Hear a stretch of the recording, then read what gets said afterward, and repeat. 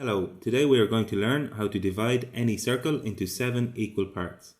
The first step is to draw as a vertical diameter which cuts our circumference at points A and P as shown here in the video. So the next step is to set our compass to the radius of the given circle, and now with our compass centered on point P, we are going to scribe an arc which cuts our circumference at 2 points, which we will call Q and S.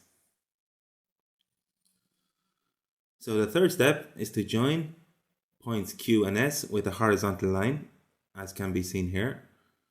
And this line cuts our vertical diameter at a point which we will call M.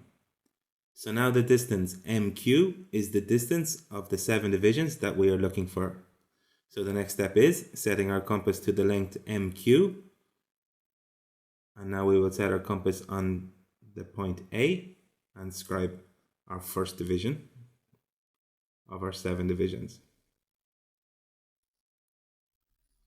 Okay, and now setting our compass on this previous intersection, we will scribe our next division.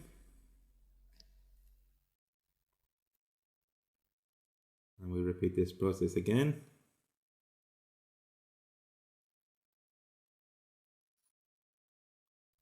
Okay, and now we will start the day again and work to the other side with the same radius, of course.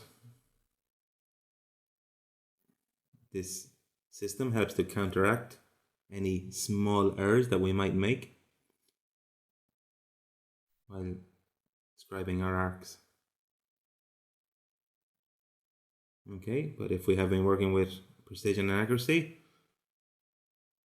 as can be seen here, our final arc should cut exactly the arc from the previous arc, as can be seen here. Okay, so now we will call these 7 divisions B, C, D, E, F, G.